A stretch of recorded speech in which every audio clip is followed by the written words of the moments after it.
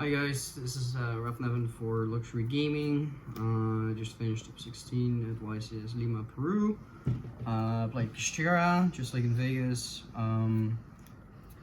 I don't really like this deck, if I'm honest. But I don't know. Why not?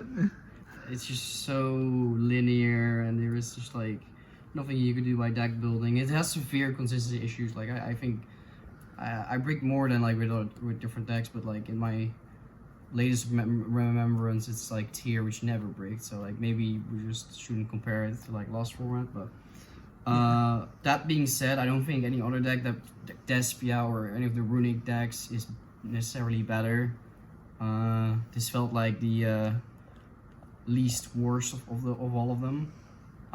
But yeah, I tried to come up with like stuff that could have been cool, like the combo deck with like pungs and tier and cash, but everything has the same issue. Like going second into like this deck is just not really possible unless you have like a lot of like non-engine, and the cool combo piles cannot really play that.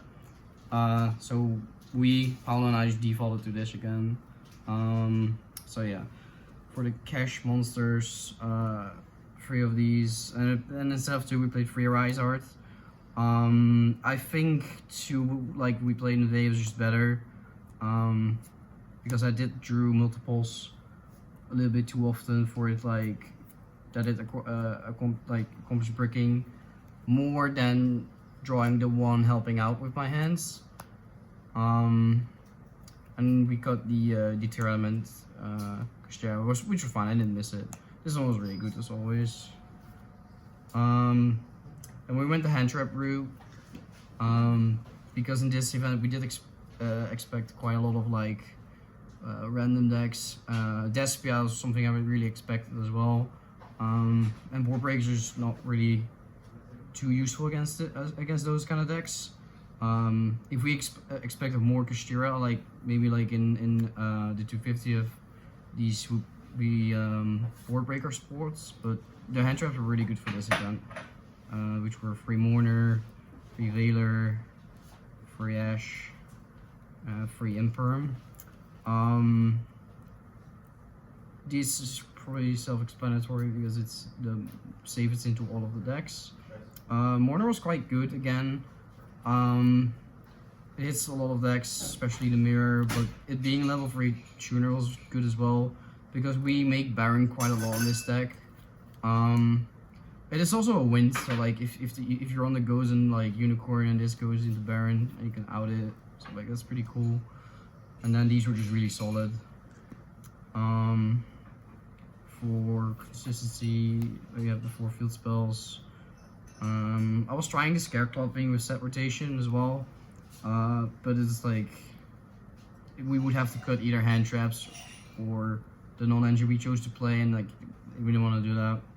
But it's pretty cool. The Scare Club field spells are pretty cool going second card because usually the pop is live because everyone summons everything in defense. Free Viosis, free Birth, free Pots for consistency. And then instead of freelance, we went like 2 lands, 2 cosmic. This was Paolo's idea, just like took it because it made sense. Like we did expect quite a lot of runic decks. I didn't play any, so I think this would have been good as something else as well, but it was never bad. As a going first card is quite strong, just because like 1-for-1 interruptions are pretty good right now because all the decks suck, and this into like a field spell or like a brand that lost or like anything going first is fine. And then the Big Bang, 40 cards. Sadly, 41 is not possible with this. Deck's too inconsistent. Action deck. This one was really good. There's another thing. Paolo wanted more hand traps. Go figure. But I agree. But I did agree. And Gamma was actually really strong. Especially into Sprite. I was testing with Nicholas a bit, and the Sprite matchup was a lot harder, especially how he played it with his non-engine. And going second, I wanted a hand trap that actually hit Sprite a lot better because like Imperm or Mourner or Veiler is not that great because the monster sticks, of course. And to any other deck like the Mirror and Branded, this card was very good as well. So this was a good inclusion. For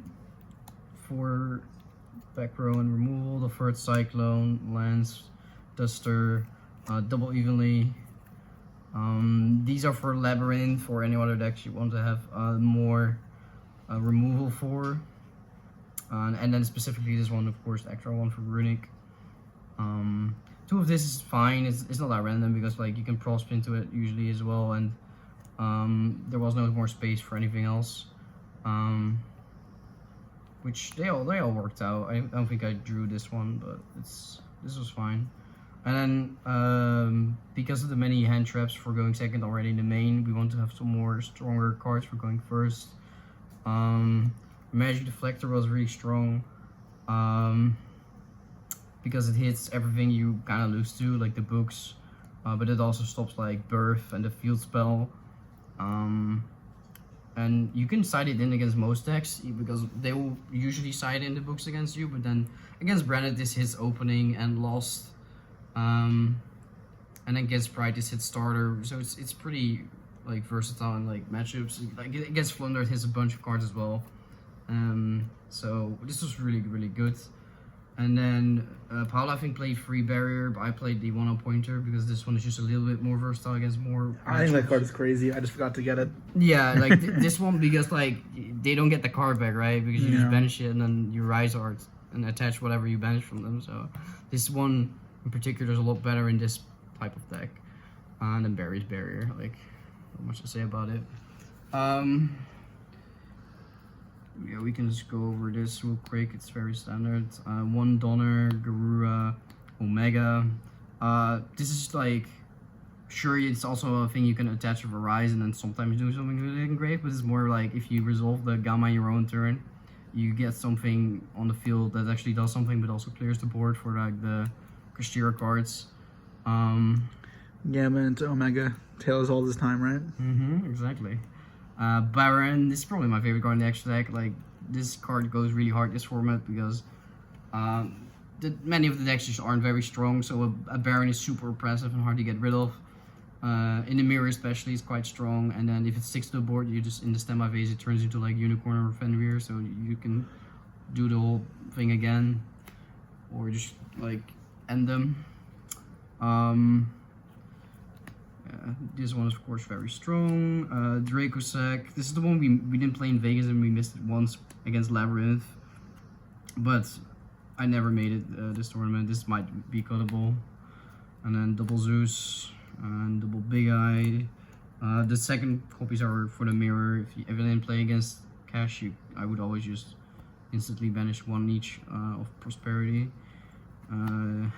This card should probably just get banned, and then this deck is actually not that toxic. Shangri-La and then 2 Arise Art. Yeah.